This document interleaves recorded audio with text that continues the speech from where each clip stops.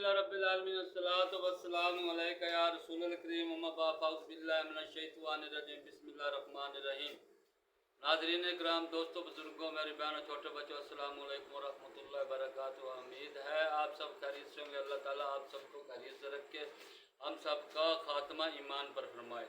दोस्तों, आज की वीडियो का बयान है हज़रत हसन और हज़रत हुसैन रज़ी अल्लाह ताला अन्हु के मनाक़िब। वो दोनों मेरी दुनिया के फूल हैं। वीडियो का बयान यह है। हदीस नंबर 1978 यानी कि 1978 में नबी सल्लल्लाहु अलैहि वसल्लम ने फरमाया, वो दोनों मेरी दुनिया के फूल हैं, यानी कि हज़रत हसन और हज़रत हुसैन रज़ी अल्लाह ताला अन्हु वो दोनों मेरे दुनिया के फूल हैं। जिल्द नंबर 4 हदीस नंबर 1978 1978 सफ़ा नंबर 481 481 और सफ़ा नंबर 477 पर हज़रत इमाम हसन रज़ी अल्लाह ताला अन्हु हज़रत सैयदा फातिमा रज़ी अल्लाह ताला अन्हा के सबसे बड़े और पहले शहज़ादे हैं। आप 3 हिजरी निसफ रमज़ान में पैदा हुए और 44 हिजरी या 50 या 58 हिजरी में जहर की वजह से शहीद हुए। यानी कि 3 रवायतें हैं, 44, 50 और 58 की, कि जहर की वजह से शहीद हुए। नमाज जनाजा सईद बिन आस हाकिम मदीना ने पढ़ाई और जन्नत बकई में अपनी वालदा माजदा के पहलू में मदफून हुए। हजरत इमाम हुसैन रजी अल्लाह ताला अन्हु 5 शुबान 4 हिजरी को पैदा हुए। जब यजीद तख्त हुकूमत पर बैठने के बाद इनसे बैत का मुतालबा करने लगा, तो आप मदीना से मक्का मुअज़्ज़मा चले आए। यानी कि यजीद ने जब आपसे बैत का मुतालबा किया तो आपने हिजरत की और मदीना पाक से मक्का शरीफ तशरीफ ले गए और यजीद की बैत नहीं की। अब जब ये कूफा वालों ने देखा कि हजरत हुसैन रजी अल्लाह ताला अन्हु मक्का मदीना से मक्का शरीफ तशरीफ ले गए हैं, मक्का शरीफ तशरीफ ले आए हैं, तो उन्होंने लिखने वालों ने लिखा है इस किताब में को कोई तकरीबन 150 के करीब खत लिखे। और जब आप मक्का से कूफा की तरफ रवाना होने लगे तो वहां के मुखलस साहबा अजला साहबा ने और हबाब ने मना किया कि उधर न जाएं, लेकिन आपके मना करने के बाद साहबा के मना करने के बावजूद भी वो उधर न जाए कूफा की तरफ। आप वहां से चल दिए, रवाना हो गए। इब्ने ज़ैद ने उमर बिन साद की सरगर्दगी में 4000 की फौज का लश्कर भेजकर बमा रुफाका और आउन को शहीद करा दिया। ये हादसा जुमे के दिन बावकत नमाज हुआ। यानी कि उन्होंने हजरत हुसैन रज़ी अल्लाह ताला जो मुस्लिम बिन अकील और उसके बेटों को भेजा था उन्हें भी शहीद कर दिया। यानी कि ये मुख्तसर बयान कर रहा हूँ, एक फिक्रे में वो भी शहीद कर दिए गए और 4000 का लश्कर इधर भी भेज दिया गया। करबला के 10 मुहर्रम 61 हिजरी को हुआ। इन संग दिलों ने सारे शोदा के सरों को काट कर नेज़ों पर उठा लिया।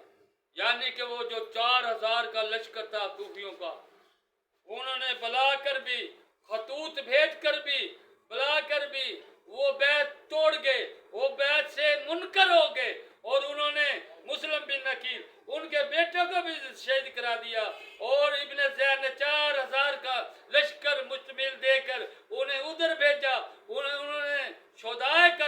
के सबके साथ शहीद कर कर सर काट कर नेजों पर रखना।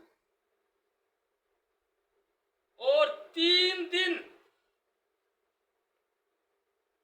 दिन शोदाए करबला के जिस्म पाक करबला में ऐसी पड़े रहे। 3 दिन के बाद करीब के गांव वालों ने आकर उन्हें जमीन के सुपुर्द किया। और ये लश्कर था, इन्होंने आपके शोदाए करबला के जिस्म पर घोड़े दड़ा कर मैयत यानी कि जिस्म पाक की बेहुरमती की। वो लश्कर शोदाए करबला को शहीद कर कर सब की गर्दनें लेके नेज़ों पे उन्होंने लटका ली। पहले वो दमिश्क इब्न ज़ियाद के पास ले गए, वहां से काफिला रवाना हुआ। फिर वो ऐसी नेज़ों पर रखे हुए सर मुबारक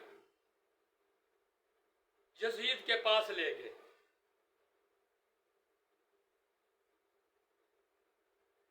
इन जालिमों ने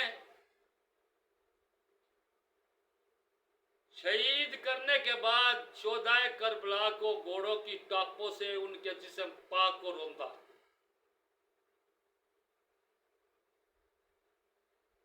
इस वाक़िया को देखकर जमीन भी रोई और आसमान भी रोया।